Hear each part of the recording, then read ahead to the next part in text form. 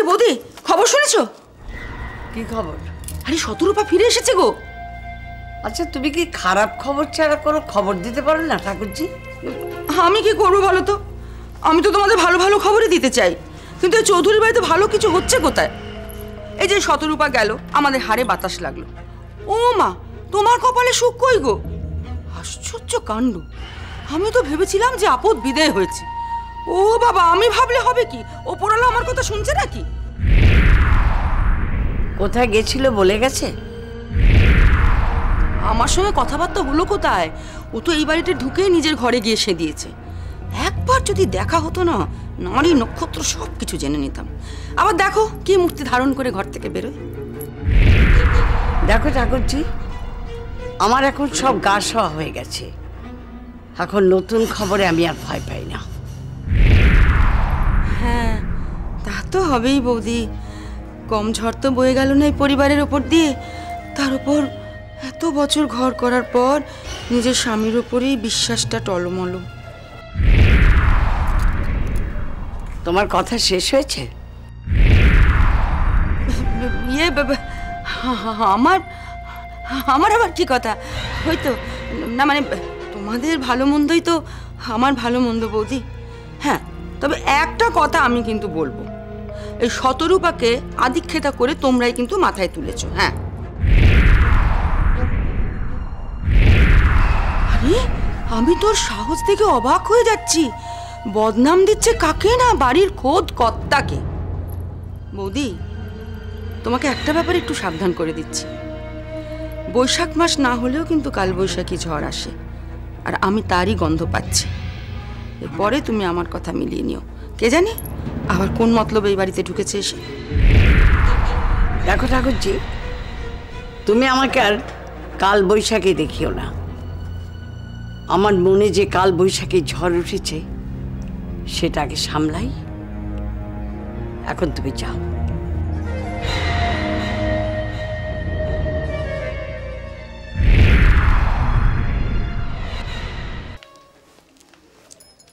তোমার সাথে আমার কিছু কথা আছে। হ্যাঁ বলো। তুমি তো চলে গেছিলে, হঠাৎ আবার ঘটা করে ফিরে এলে কেন? তোমার কথা আমি বুঝতে পারছি না। কেন? আমি তো পরিষ্কার বাংলা ভাষায় তোমায় জিজ্ঞেস করছি যে এ বাড়ি ছেড়ে তুমি চলে গেছিলে, আবার হঠাৎ করে ফিরে এলে কেন? এটাই তো বুঝতে পারছি না পরি। আমি তো কোথাও চলে যাইনি, তো ফিরে আসার প্রশ্নটা আসছে কোত্থেকে? চাওনি মানে তাহলে 8 দিন কোথায় ছিলে? সেটা তো একান্ত আমার ব্যক্তিগত ব্যাপার, সেটা তো আমি তোমায় কিছু বলবো না। তো ব্যক্তিগত ব্যাপার হতে পারে না, এখন এটা আমাদের ব্যাপার হয়ে গেছে। এটা তো হোটেল না, এটা আমাদের থাকার বাড়ি। চলে যাবে 10 দিন বাদে ফিরে আসবে, সেটা তো হয় না। ভুলে যাচ্ছ কেন? এটা আমারও বাড়ি। আর তাছাড়া দেখো, এই বাড়িতে সবাই যদি আমার সঙ্গে এরকম একটা দূরত্ব বজায় রাখে, আমার সঙ্গে যদি কেউ ঠিকমতো কথা না বলে, তাহলে বাড়ির সঙ্গে হোটেলের খুব একটা তফাৎ থাকে কি? ওসব কথা ছাড়ো শতরূপা। ফিরে আসা মানে আবার সংসারে চাপ। তোমাকে তোমার পরিচয় জিজ্ঞেস করবো, তুমি আবার আমতা আমতা করে হেঁচকি তোলা শুরু করবে। হ্যাঁ, সে তো করবই। এই পৃথিবীতে কে আর পরিচয়হীন ভাবে বাঁচতে চায় বলো? সবাই তো নিজের পরিচয় নিয়ে বাঁচতে চায়। প্রশ্নটা নিজেকে করে দেখো না। আমার কথা ছাড়ো। কেন? তোমার কথা ছাড়বো কেন? এই যে এতদিন তুমি তোমার নিজের পরিচয়টা জানতে না, ছটফট করনি? এখন নিজের পরিচয়টা জেনে ভালো লাগছে তো? আনন্দ হচ্ছে তো? হচ্ছে না? হ্যাঁ, তা তো হচ্ছেই। কার না ভাল লাগে বলো নিজের পরিচয় জেনে? আর সেই জন্য আমি চাই ঠিক আমারই মতন আনন্দ যেন তোমারও হয়। আর সেই জন্যই তো জানতে চাইছি শতরূপা, তোমার আসল পরিচয়টা কি? যাক, ব্যাপারটা তাহলে তুমি এতক্ষণে বুঝতে পেরেছো। না না, আমি তো অনেক আগে বুঝতে পেরেছি। এবার তোমাকে পরিষ্কার করে বোঝাতে চাইছি। এবার আমাকে বলো তো, আমার দাদুর সঙ্গে তোমার আসল সম্পর্কটা কি? সবটা আমাকেই বলতে হবে? তোমাকে বলতে হবে। তুমি এতদিন ছিলে না শতরূপা, আমাদের চৌধুরী বাড়ির পরিবেশ খুব ভালো ছিল। এই তুমি আবার চলে এলে, আবার অশান্তি শুরু হবে। আমার দাদু মুখ গোমড়া করে বসে থাকবে, আমার ঠাম্মা আবার কাঁদো কাঁদো মুখ করে ঘুরে ঘুরে বেড়াবে। না পড়ি, সত্যি আমার এসব ভালো লাগে না। কিন্তু কথাটা কি জানো তো, তুমি আমার জায়গায় নিজেকে না দাঁড় করালে আমার কষ্টটা বুঝতে পারবে না। হ্যাঁ হ্যাঁ, আমি মাসিমার কষ্ট বুঝতে পারি, ওনার কষ্টটা আমি ফিল করতে পারি এবং ওনার প্রতি আমি যথেষ্ট সহানুভূতিশীল, কিন্তু মিস্টার চৌধুরীর প্রতি আমার কোনো রকম সিম্প্যাথি নেই, একটুও না। কি বলছো তুমি শতরূপা? ঠিকই বলছি পুরি। আজকে এই মুহূর্তে এখানে দাঁড়িয়ে আমার কথাগুলো শুনতে হয়তো তোমার খুব খারাপ লাগছে, খুব কড়া মনে হচ্ছে, কিন্তু এই কথাগুলোই বাস্তব। যারা নিজেদের স্বার্থ সিদ্ধির জন্য সম্পর্ক তৈরি করে, তারপর সেই সম্পর্ক মেনে নিতে অস্বীকার করে, ভয় পায়, কেউ অসহায়, সেই অবস্থায় তাদের সঙ্গে সম্পর্ক স্থাপন করে তাদের পরিচয় দিতে লজ্জা বোধ করে, তাদের করুণা করতে আমার ঘেন্না হয় পুরি।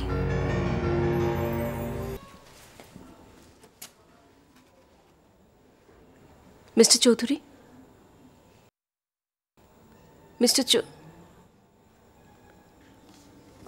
আমি কাল রাত্রেই ফিরে এসেছি। অনেক রাত্রি হয়ে গেছিল, তাই ভাবলাম রাত্রে আপনাকে ডিস্টার্ব করব না, সকালে এলাম। কেমন আছেন আপনি? ভালো। কাল ফিরে আসার পর থেকে একটা ব্যাপারে আমি খুব আশ্চর্য হচ্ছি জানেন, মানে সবাই আমাকে দেখে এত অবাক হচ্ছেন। হয়তো ভেবেছিলেন যে আমি আর ফিরে আসবো না। অদ্ভুত তাই না? কেন ফিরে আসবো না বলুন তো?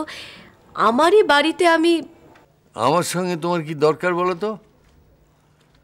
আমার এখন অন্য কাজ আছে। আপনার তো এখন একটাই কাজ হওয়া উচিত, আমার সঙ্গে কথা বলা।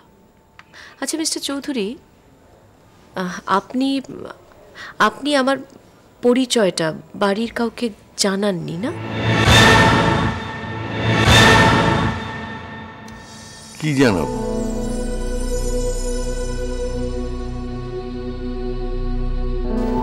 কেন?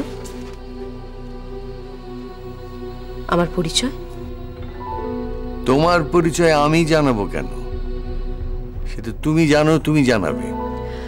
জানাবার দায়টা তো আমার নয় মিস্টার চৌধুরী, আপনার। আমি চাই আপনি নিজের মুখে চৌধুরী পরিবারের সবাইকে আমার পরিচয়টা জানাবেন। আমি তোমার ব্যাপারে আর কোনো কথা বলতে চাই না। একটা সোজা কথা তোমাকে বলে দিই, আমি তোমাকে চিনি না। চেনেন মিস্টার চৌধুরী, চেনেন। কারণ এই চেহারাটা আপনার ভুলে যাওয়ার কথা নয়। আমি তো এর আগেও আপনাকে বলেছিলাম, আমি যেদিন প্রথম এই বাড়িতে এসেছিলাম ঠিক সেই দিনই আপনি আমাকে চিনতে পেরেছিলেন, কিন্তু সেদিনও আপনি আজকের মতোই আমাকে অস্বীকার করেছিলেন। এটা তোমার ভুল ধারণা। সেদিনও তোমাকে আমি যা বলেছিলাম আজও তাই বলছি তোমাকে, আমি তোমাকে চিনি না। বেশ, আপনি আমাকে চেনেন না, ঠিক আছে, কিন্তু আপনার এককালের কর্মচারী সুনন্দা দত্তকে চেনেন তো?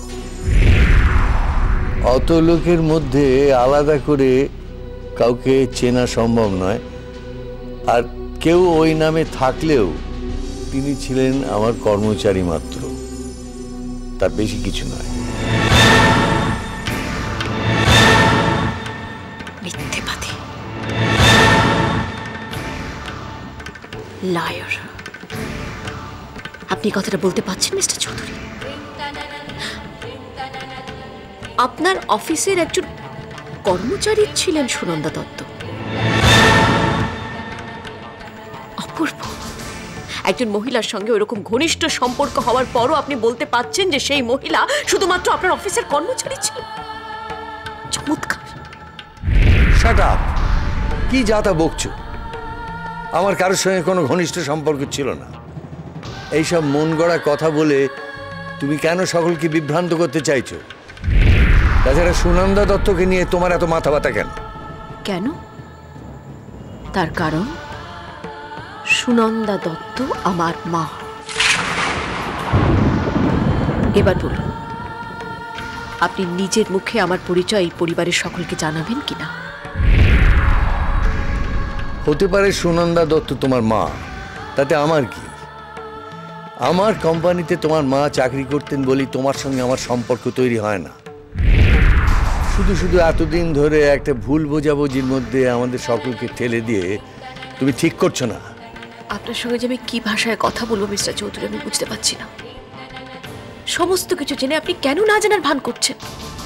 কেন অস্বীকার করতে চাইছেন আমার পরিচয়? কেন অস্বীকার করছেন আমার মায়ের সঙ্গে আপনার ঘনিষ্ঠ সম্পর্কের কথা?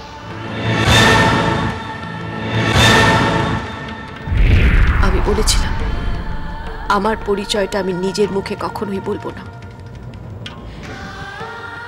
কিন্তু আমার বলতে সত্যি সংকোচ হচ্ছে।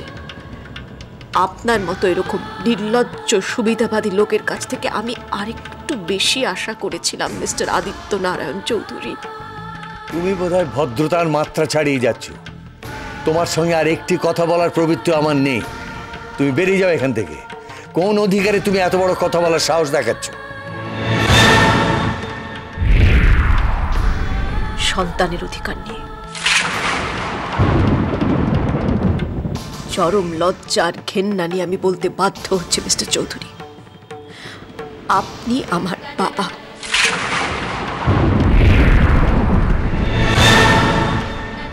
আর যার অধিকার নিয়ে আমি এতদিন ধরে লড়াই করে চলছি, দেখুন তো তার এই ছবিটা আপনি চিনতে পারেন কিনা?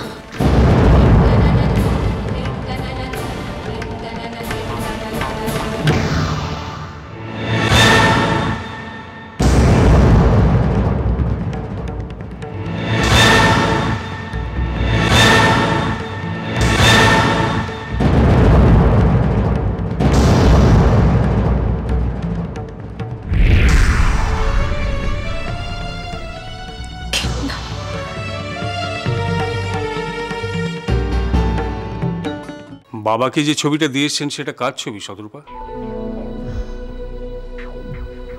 কার ছবি?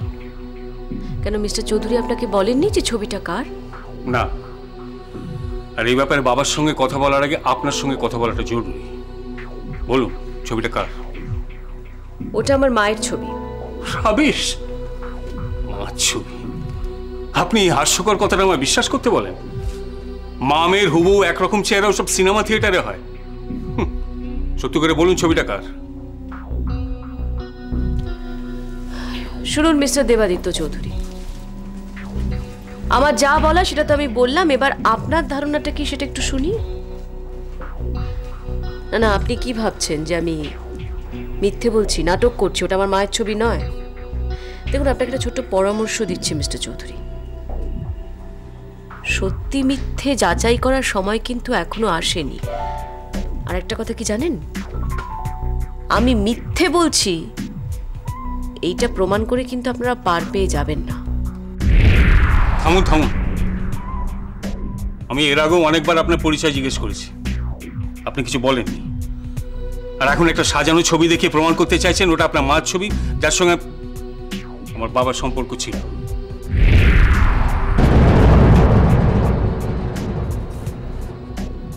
ছবির মানুষটাকে সামনাসামনি দেখলে বিশ্বাস হবে তো মিস্টার দেবাদিত্য চৌধুরী?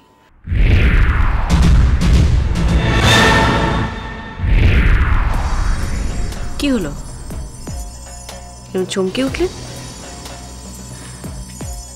শুনুন, আমি কিন্তু কোনো নাটক করছি না, আর আমার কথায় যখন আপনাদের বিশ্বাস হচ্ছে না তখন ছবির মানুষটাকে আমি বাড়িতে নিয়ে আসবো, সেটা তো উচিত, তাই না? বেশ, নিয়ে আসুন ওনাকে, আমিও ওনাকে দেখতে চাই। শতরূপা, হাজারবার বললেও মিথ্যে কখনো সত্যি হয় না। ঠিকই বলেছেন, ঠিক। হাজারবার মিথ্যে কথা বললেও সেটা সত্যি বলে প্রমাণিত হয় না। আমি আপনার চ্যালেঞ্জটা অ্যাকসেপ্ট করলাম মিস্টার চৌধুরী। কি জানেন, আপনাদের এই পরিবারকে নিজের বলে মেনে নিয়েছি এতদিন, আপনাদের সুখে দুঃখে আপনাদের পাশে দাঁড়িয়েছি, আপনাদের সঙ্গে ভদ্র ব্যবহার করেছি, আর তার পরিবর্তে যদি আমি এই পাই, এই অবজ্ঞা, অপমান, অবহেলা, তাহলে তো তার পাল্টা জবাবটা আমাকে দিতে হবে। আর একটা কথা জেনে রাখুন, যদি মিস্টার আদিত্য নারায়ণ চৌধুরী আমার সঙ্গে তার সম্পর্কটা স্বীকার না করে নেন, তাহলে আমাকেও আমার পথটা বেছে নিতে হবে।